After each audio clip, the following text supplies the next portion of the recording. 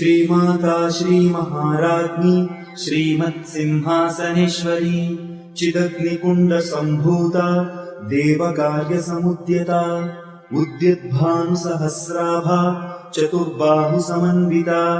रागस्वरूपपाषाढ्या क्रोधाकाराङ्कुशोज्ज्वला मनोरूपेक्षुकोदण्डा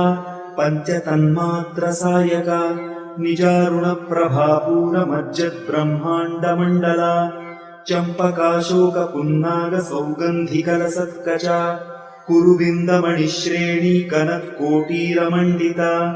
अष्टमी चन्द्रविभ्राजदलिकस्थलशोभिता मुखचन्द्रकलङ्काभमृगनाभिविशेषका वदनस्मरमाङ्गल्यगृहतोरणचिल्लिका